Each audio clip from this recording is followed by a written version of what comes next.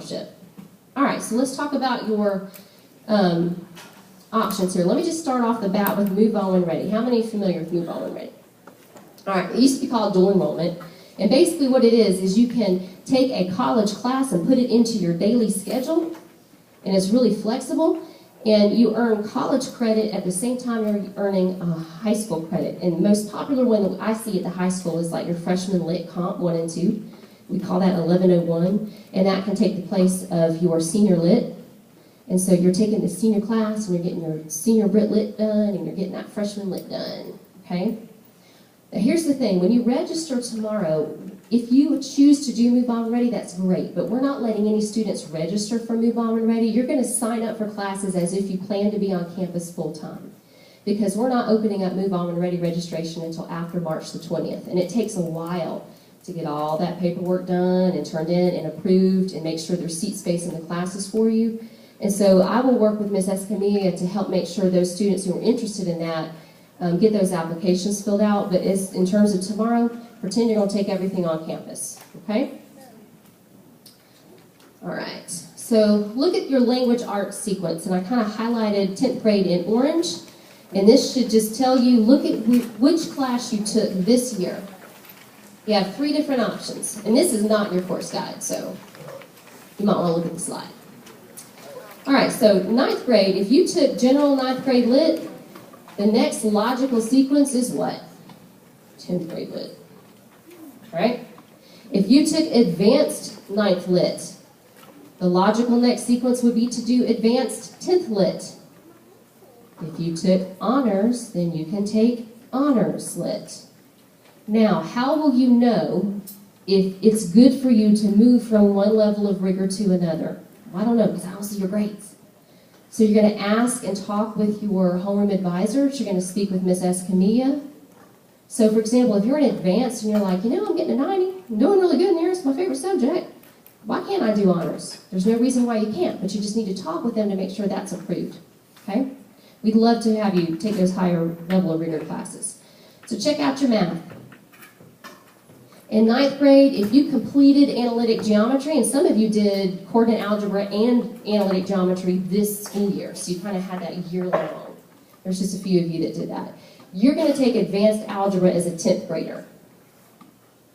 If you finished algebra, even if it was year-long algebra this year, you're going to go into geometry next year. And yes, we will have the year-long geometry support, and your teachers will make those recommendations if you need that support next year. If you took foundations of algebra this year, then you're going to go straight into algebra next year. Okay, pretty easy. Science, everybody should have done physical science this year. So you've got your 3 level of rigors, actually 2 level rigors for biology. You'll do regular biology or honors biology. There is no advanced biology next year. You do have advanced placement biology, and we'll talk about those year-long APs in a second. But what we do with some of our core AP classes is in the fall, you take what we call pre-AP biology. And that's the class that you actually take your EOC test in. And then in the spring, you take the actual AP biology, which counts as an academic elective, and at the end of that class, you'll take your exam to see if you get college credit earned for that. So when you go to register, that AP biology will actually be kind of one of your electives, and your pre-AP will be your core. Social studies, American government is a half a credit class. So we also call that a 9-week class. Y'all are probably already familiar with health PE over here. Those were each 9-week classes, and we had to pair them together to make a semester. Same thing over at the high school. And I'll tell you about your other 9-week classes in a quick second.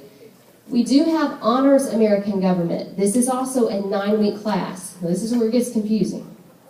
AP American Government is 1 semester long. Okay? 1 semester. So honors and regular are 9 weeks. I think we went over this earlier. If you failed a core course that you need to graduate, your advisors might actually list that course on your registration form for you to credit recover it. And again, you hate to lose your electives that way. So if you don't want that to happen, please consider going to Mountain Ed and credit recovering that over the summer. It shouldn't cost you a dime, it just takes your time. Foreign language, this is another confusing point for most students. It is not required for graduation, but If you have any intention at all of going to a college or a university, they will not even look at your college application if you haven't met that requirement. Technical colleges do not require it. You can take it there, or depending on the program, they may not require it at all. But we just sort of build it up because you never know if you're going to change your mind your senior year and say, hey, I got this good opportunity. I'm going to go ahead and apply to this school that I didn't think about in 9th grade. If you hadn't had your foreign language, it's going to be tight trying to get that in. It does have to be consecutive, and I know you know that means like Spanish 1, Spanish 2, French 1, French 2, and so on. You can't take French 1 and Spanish 1 and have that count. The left-hand side of this slide, this is what we teach on campus. We have Spanish 1, 2, 3 honors, and then the AP class. The AP is a semester-long class, but you have to be approved for that. You do have to complete honors before you can do the AP. Spanish for native speakers. Please make sure when you ask your advisor to sign you up for that, that if you have any background at all in Spanish, do not select regular Spanish. You will be bored to tears. So please put in native speakers, and I'll tell you why. Because we have a lot of students that go into native speakers 1, and their speaking and writing skills are so good that they actually skip 2, and then they have the option to go straight to 3 honors or the AP. Okay, so if you're not in there, if you start with Spanish 1, you won't be able to have that option. So it's real critical that you make sure you're placed correctly. And then we have French 1 through 3. Georgia Virtual School. Anybody here do that this year? Anybody? Okay. Over at the high school, we always like to say we have a love-hate relationship with Georgia Virtual. It's wonderful when it works out, and it gives you a class that you can't get any other way. And then when you have an instructor that's hard to communicate with, or you get behind in turning your work in, then it becomes a nightmare. But because it is a good way to get classes that we don't teach on campus, we do offer Georgia Virtual, and they have American Sign Language, Chinese, French, German, Japanese, Latin, and Spanish. Let me tell you this, though. Do not think for 1 second that you're going to take Spanish 1 on GBS and be equipped and ready to go into Spanish 2 with a teacher. They're 2 different formats, and the standards are kind of taught on a different sequence. So however you start your foreign language program, that's how you need to finish the second one. It's real hard to go between the different programs and not struggle. Computer science, this is really cool. If you are geared toward this, you might eat this up. You can actually take an AP Computer Science and a Principles class, and those 2 combinations count as your foreign language, and that meets college requirements as well. You could also take Computer Science Principles and pair that up with programming, or you could take the last 3 that are in italics, web development, embedded computing, or game design. You can pick 2 out of those 3, and that will be your foreign language requirement. Here's the downside of that, though.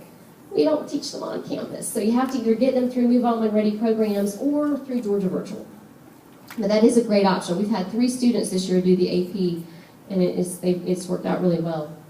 Okay, so flip in your course guide to, let's start looking at the CTAE programs, and I want to say those start on page 11.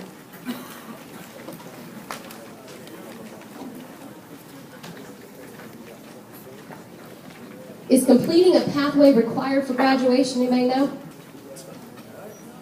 Is completing a pathway required for graduation? Does anybody know that?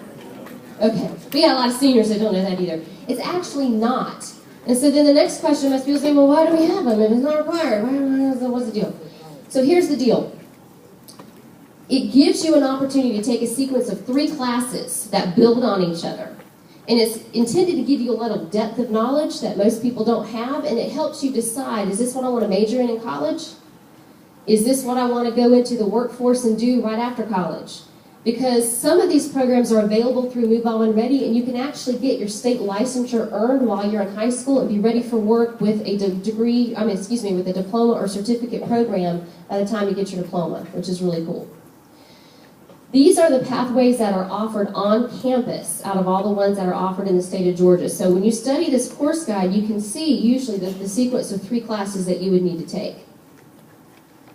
And I'm not going to go through all of them. You're going to do that tonight, right? Look at them. Okay. AP placement, that's really dark. Sorry about that. Okay. We have an AP capstone program, and I'm only going to mention it because if you are considering doing AP Capstone Diploma, what that is, it's a brand new program that we're offering next year through the College Board.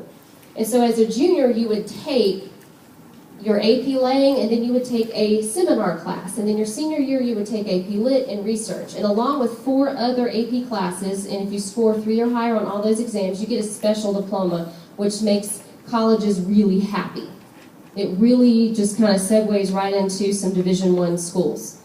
But here's the thing. The reason I'm telling you about that now is, remember, you got to have 4 additional APs in addition to the 4 that make up the capstone. So if you're considering that, you might want to figure out in 10th grade how to start building those AP classes in. The most popular 10th grade ones are biology, we have AP statistics, we have AP government. Okay?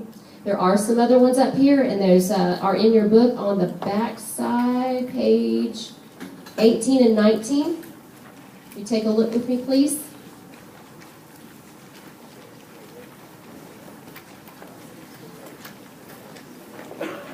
But those 3 are traditionally the easiest ones for 10th graders to do. It's just because the other ones might have some prerequisites. All right. So now I'm going to take GBS talk. And again, we have students who are highly motivated. Man, they get in on that computer every day. They log in, they get their assignments, they note the due dates, they have them turned in before midnight on Friday nights. They never have zeros for incomplete assignments. They always take their tests. They always upload all of their work. They keep their notebook up and handy, and they are very successful on Georgia Virtual, and they love learning that way. And that probably makes up less than 10% of our total student population. We have a very high withdrawal rate for students that say, I don't want to take that class with a teacher. There's people in there. I'd rather be off campus, or I'd rather sit in the media center under my hoodie and take it by myself. Well, that's great. That will work for a certain type of people. But for a lot of folks, it's real easy to ignore those emails and to not log in and say, I got till Friday midnight. I'll work on it next week. And then you log in on it Friday afternoon and realize you have 10 hours worth of work that you got to get caught up, and you're not going to get it turned in by midnight. And your instructor says, I'm so sorry. Here's your 0. Have a nice day. Because they really don't negotiate with you. Like sometimes a classroom teacher will know your circumstances or know you've been sick, and they'll give you some grace and extend your deadlines. Georgia Virtual will not do that. So we've decided that for next year, we're going to actually have parents and students that want to do Georgia Virtual sign an agreement saying you know all the risks, you know what's expected of you, and you can go with God once you sign up for that class. Because we don't have access to monitor as frequently as we do with a regular classroom teacher. So it's a big risk taking GBS. We do have something called GradPoint. You'll hear a lot about this. GradPoint is a work-at-your-own program online. We have a lab. We have a teacher that's in there to help students. Y'all mind putting that away so you can pay attention? Thank you very much. But we do not allow students to use the GradPoint lab to sign up for initial classes. We have lab teachers for that, and that's where you need to be. We use that lab primarily for credit recovery, and we have to reserve seat space in there for seniors that need to graduate and got themselves in a bind, didn't go to Mountain Ed over the summer like they were told to do in 9th grade, and now they're scrambling, stressed, and trying to figure out if they're going to graduate now. So we don't allow any student to register for that during registration right now.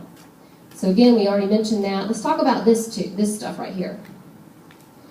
We have cosmetology and the certified nurse aide program. The cosmetology takes a few years to finish, and it takes 1 block in your schedule each semester, so it takes up 2 electives. The nursing program is a 1-year program, and you can get your certified nurse aide certificate. It takes 3 electives, and you generally have to be 16. So for some of you, you might meet the age requirements, and you might meet the Accuplacer requirements. I'm just throwing that out there so you know how to plan in the future.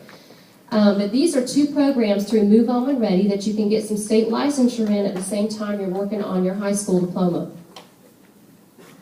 All right, so let's talk about those half-credit courses real quick. Remember I said that you have to figure out another class to pair with them to make that semester pretty smooth. And so the other choices that's real common for 10th graders is driver's ed. But here's what you have to be able to do when you sign up, is you have to commit to getting your learner's permit. If you don't have your learner's permit before that day starts, you can't get in the car and drive. It's against the law. Who knew? Okay? And if you don't do the driving component, it knocks about 15% of your end game off your grade. So even if you've got 100 in driver's